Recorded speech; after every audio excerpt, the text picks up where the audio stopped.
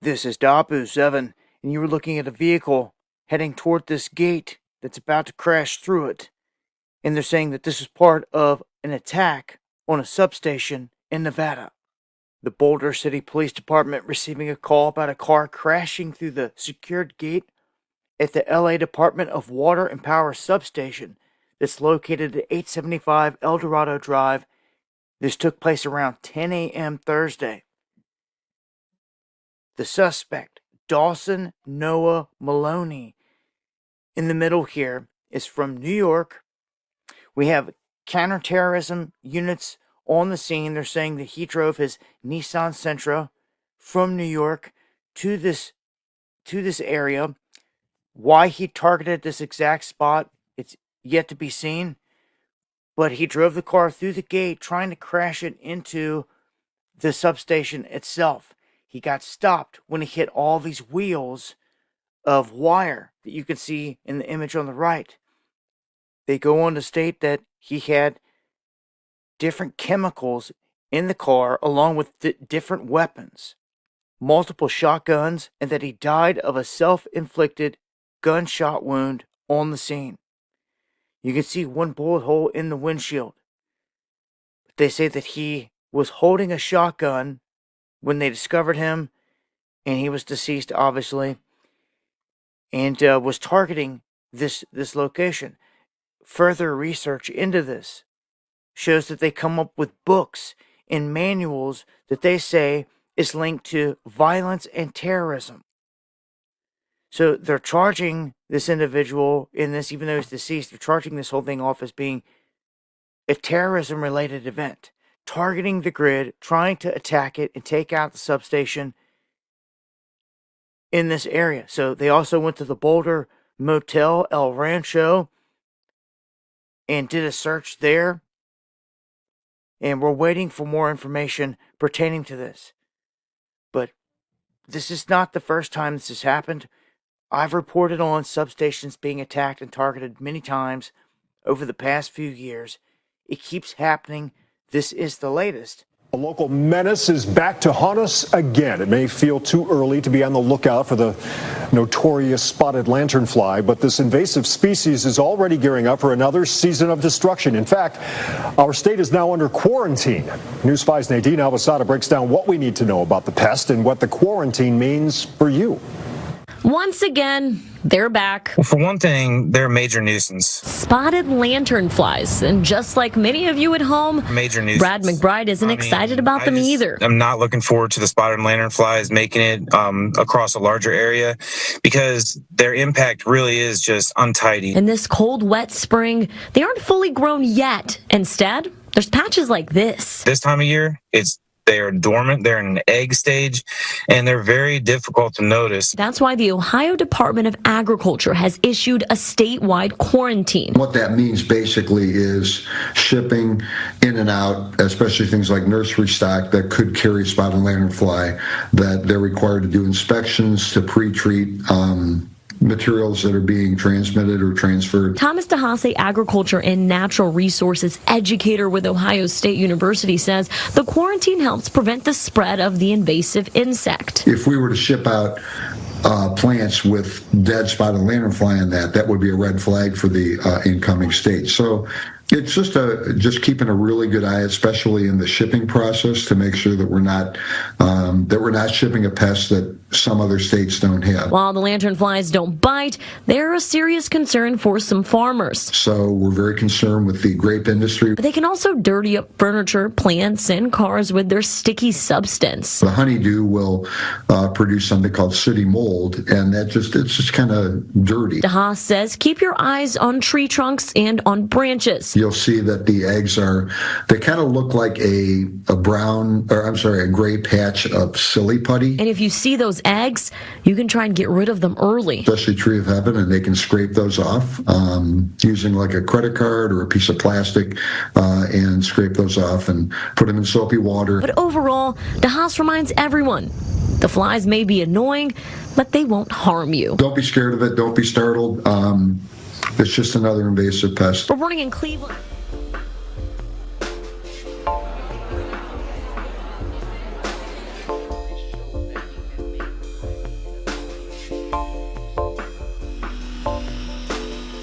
we got to establish the fact that waste can be turned into wonder. We take horse dung, for example, and make cellulose films out of that, which can be very important for packaging, all kinds of packaging. So the emphasis has turned into using materials that are really beneficial for human beings in more than one way.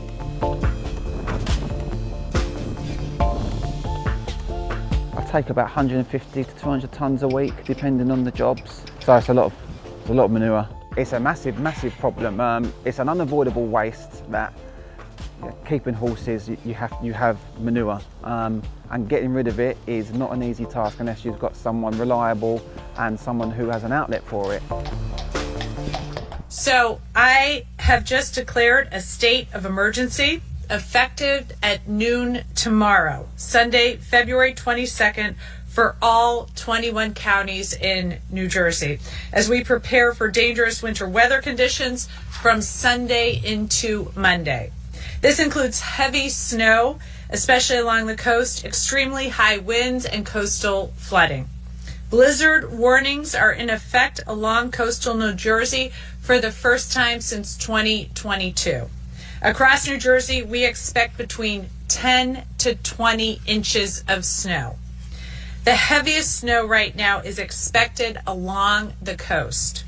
The heaviest snowfall is expected between Sunday night and Monday morning. Snowfall during this time could reach 2 inches per hour.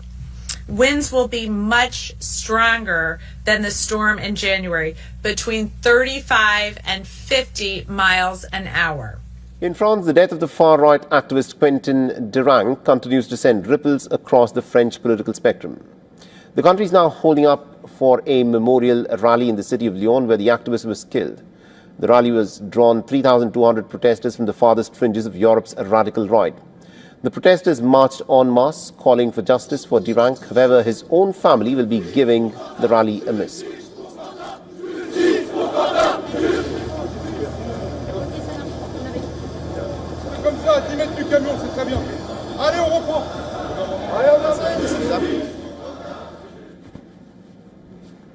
Now, just ahead of the rally, the French President Emmanuel Macron called for the people to maintain calm. Lyon will be placed under high security alert, and despite the city's far-left mayor calling for a ban on the rally. The Prime Minister, like the Interior Minister, will be vigilant to ensure that things proceed as smoothly as possible. I believe this is a moment for reflection and respect for our young compatriot who was killed, for his family and loved ones. That must come first. And then it is a moment that calls for rigor and responsibility. At the start of next week, I will hold a meeting with the Prime Minister and the relevant ministers to take full stock of all violent action groups currently operating and that have links with political parties, whichever they may be. Now everyone must act responsibly. Now, Macron has announced that his government will hold a meeting next week to discuss the so-called violent action groups following the fatal beating of Quentin Duranc. The incident has sparked a political firestorm between the French left and the right ahead of the 2027 presidential election. His death also has become the subject of a political tussle between the Italian Prime Minister Giorgia Meloni and the French President Macron. Meloni, a conservative, has called the killing of Duranc as a wound for all of Europe. The Macron was quick to fire back. He's asked the Italian Prime Minister to stay in her own lane and not be bothered by the internal affairs of another country. The two have often sparred on an array of different issues concerning Europe, ranging from the conflict in Ukraine to trade and policy. A voluntary homicide investigation has now been launched in France, with about 11 people detained in connection with the killing of one of those who was detained as reportedly an assistant to a hard-left member of the French Parliament. The case has since fueled tensions in poll-bound France, and the country is now gearing up for the municipal elections in March and also a presidential race in 2027.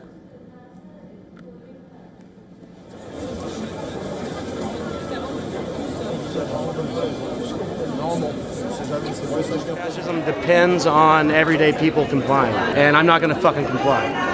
In Hutchins, Texas, residents have successfully blocked the conversion of a 1 million square foot warehouse into an ICE detention center that would have held more than 9,000 detainees in a town of 8,000 people. paid for by your tax dollars. A warehouse is conducive only for storing food, produce. It is not for people. We're gonna get an ICE detention center before we get a grocery store in Hutchins? Are you kidding me? For weeks, Hutchins residents have been mobilizing to stop Majestic Realty from selling their warehouse to DHS. Does Hutchins have enough infrastructure to support 9,000 people? The city of Hutchins does not have the infrastructure. The taxpayers would have to cover the cost. Our tax dollars are going to our neighborhood getting kidnapped. Kids are going to school in fear. It's a reign of terror, and it's not okay. This is a community that doesn't even have a grocery store, and you're going to build a warehouse to house human beings or packages. Last April, Acting ICE Director Todd Lyons said that he wants ICE to function more like Amazon Prime, but with human beings. Stand with the city of Hutchins, because what's here today will be in your neighborhood tomorrow. The deal between Majestic Realty and Hutchins is over. Pressure campaigns against warehouse owners in Oklahoma and Virginia have also been successful. And while these residents are undoubtedly showing us the blueprint for how to push back on warehouse owners and win, these fights are continuing at an unprecedented pace across the country. The Department of Homeland Security is armed with $45 billion from the One Big Beautiful Bill Act to take over up to 23 facilities across the country to detain up to 80,000 more people. As of today, DHS has already purchased warehouses in Arizona, Georgia, Maryland, Michigan, Pennsylvania, and Texas. These communities are still exploring legal tactics to keep these facilities from opening and will continue to report on new developments as they happen. I hope that more people show up. More everyday, regular people need to resist. Stand up! Fight back! Stand up! Fight back! Stand up! Fight back! Stand up! Now, the American Senator Bernie Sanders says that America is standing at what he calls the most dangerous moment in modern history. The U.S. Senator has said that the threat is not war, not a pandemic, but artificial intelligence. Now, speaking at Stanford University, Sanders warned that Congress and the American public have not a clue about the scale and the speed of the AI revolution. His words were blunt. He said that a tsunami is coming and the lawmakers are simply unprepared. The senator is calling for a moratorium on the expansion of AI data centers, a pause, he says, to slow down the revolution and to protect the workers before millions of jobs disappear. Now, Bernie Sanders warned that tens of millions of jobs could be wiped out in the coming decade, but this is not just about employment. Sanders also raised a deeper and a more human question. What happens when people begin relying on AI, and not just for work, but for emotional support? He pointed to a restaurant in Washington that is offering a Valentine's special for people and their AI buddies. But the core question remains the same. Who benefits from the AI boom? Tech CEOs argue that AI will drive productivity, innovation, and new jobs, just as past industrial revolutions have done. Critics like Bernie Sanders have said that this moment is different. The wealth, they warn, may flow to a handful of multi-billionaires, while workers are left behind. Now, polling shows that the Americans are worried. A majority believe that AI will lead to fewer jobs in the next 2 decades. Only a small fraction see a clearly positive future. So the debate has begun, not just about technology, but about power, democracy, and even about human purpose.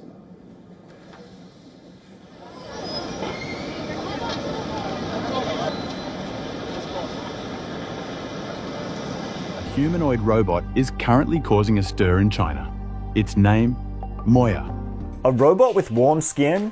Girl, bye. Welcome to Weird But True, your mainframe for the strangest stories from the Post. Meet Moya, a new lifelike robot from the Chinese company DroidUp. Hi, Moya. She's 5'4" and a very petite 70 pounds. But the detail everybody's talking about? Her hot body, quite literally. Moya's skin is warm to the touch with an internal temperature between 90 and 97 degrees Fahrenheit. That's just slightly colder than your average human. So that's either a Moya zing or creepy as hell. The outlet Shanghai Eye was there at Moya's debut on January 30th. The video went viral, and surprise, surprise, creeps flooded the YouTube comments. Prepare to be icked. Quote, "We're almost there, boys," one man said. "I think the only question is it self-cleaning?" said another. And the lazy eye is just the cherry on top for me.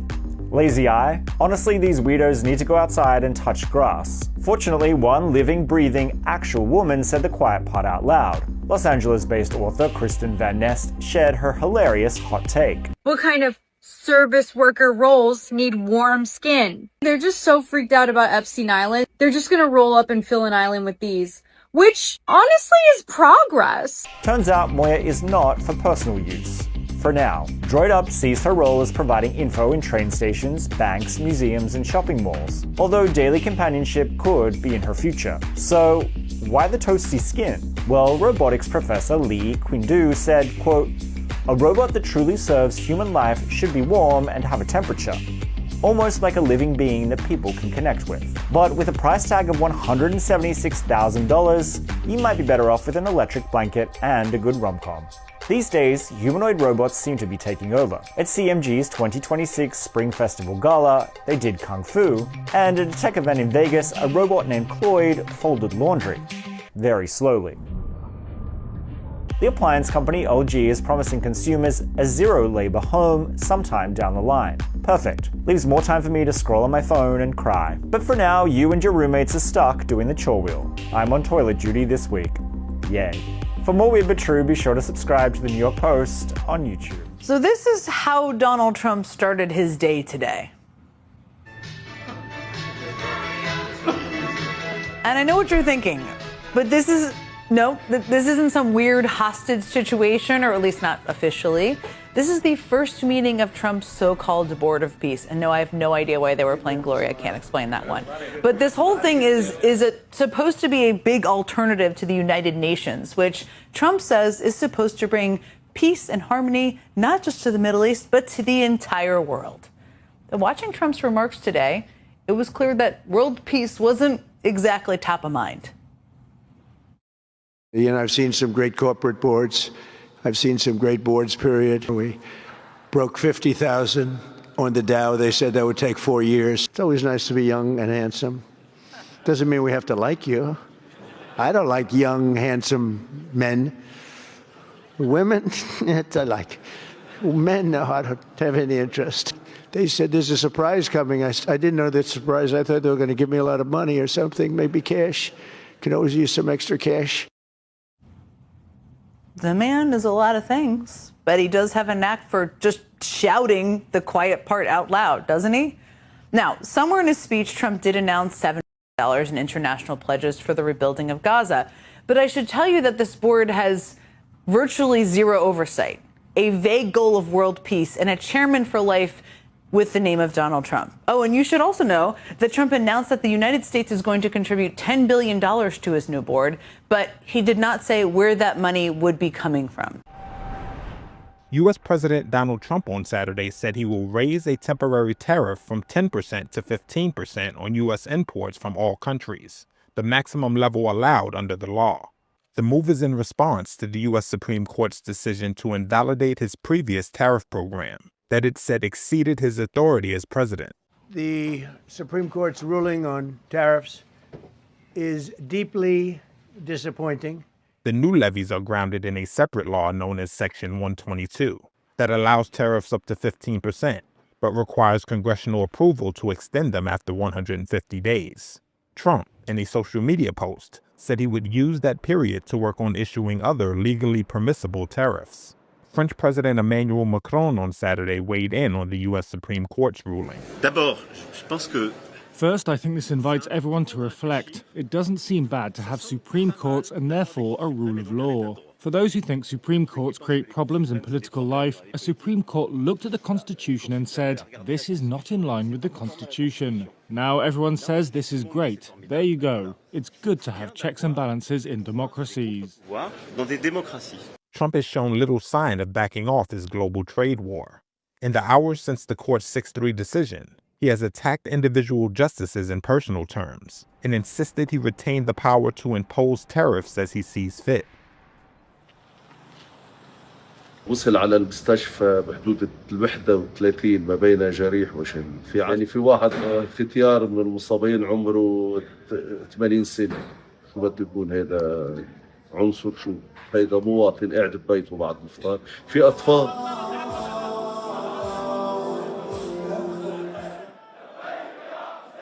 أيها العدو مهما تطرفت ومهما فعلت فإن دماء شهدائنا ستنبت الأحرار وسنحرر القدس شئت أم أبيت. Now, tensions between Iran and the United States are reaching a bit of a fever pitch. Reports suggest that Trump may authorize limited strikes on Iran any day. Washington is also reportedly considering taking out the Iranian supreme leader and his son. The American warships are closing in. The two countries are closer to war than ever before. And our next report tells you more.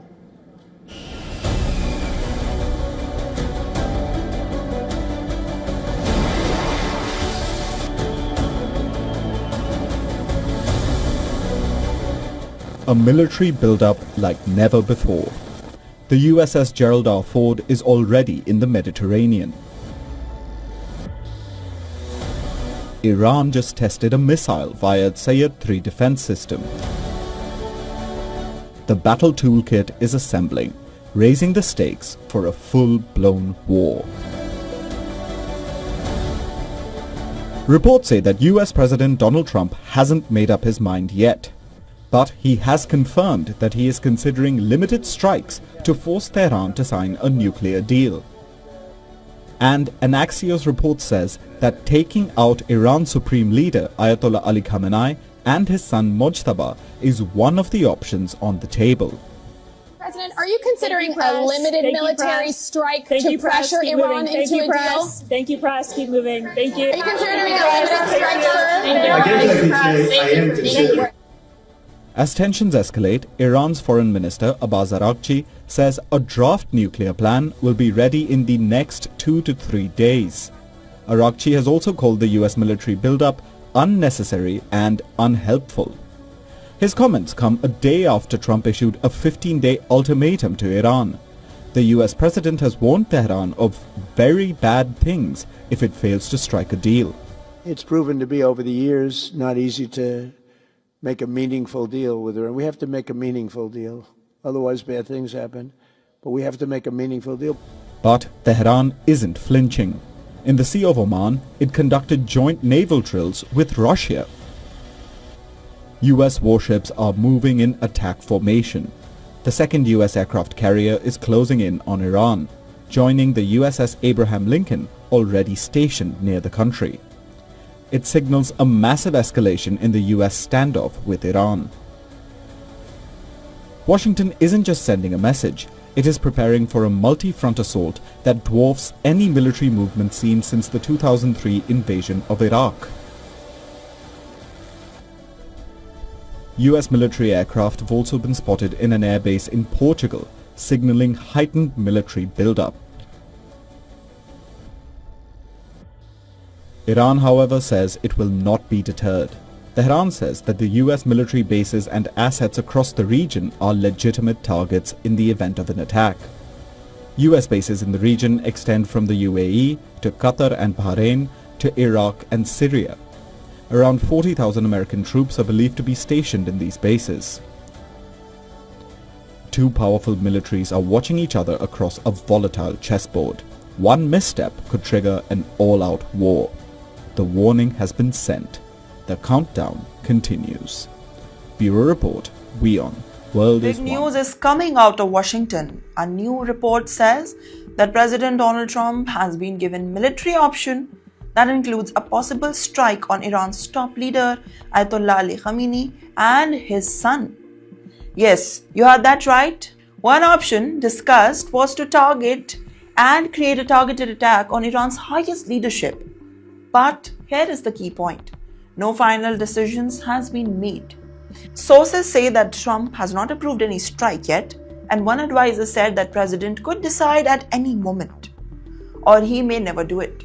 Well, right now everything is still under discussion. The US Defense Department has also prepared a different military plan. Officials say that they are ready for many scenarios, but only the president can give the final orders. And at the same time, Trump is sending a strong message to Iran. He says Tehran must agree to a serious nuclear deal, and if not, he would do the bad things, and he wants it that anything bad could happen with Iran. Talks are still ongoing. US and Iranian officials are holding indirect talks in Geneva, and the goal is to lower the tensions and avoid the conflict. While the United States want Iran to reduce the nuclear program, while Washington fears that Iran could actually move closer to building a nuclear weapon. Iran denies this. It says this nuclear program is only for the defense, peaceful energy and research. Well, Iran also says that uranium enrichment is its right. While talks continue, the US is sending more military power to the Middle East. Fighter jets like F-35S and F-22S are being deployed, while 2 large aircraft carriers are in or heading to the region, and the Navy has now more than a dozen of ships nearby. And this is one of the biggest US military buildups in the region in many years. Well, some reports say that US could be ready to act very soon. But again, no strike has been ordered yet. And if a direct attack on Iran's top leadership happens, it would be a huge step. It could lead to a serious conflict across the Middle East. Oil prices could rise. Regional security could break down, collapse. Well, right now, the world is watching closely. And will diplomacy win? Or will the tensions grow into an open conflict? The next few weeks could be very critical. We will keep following every update. Stay tuned.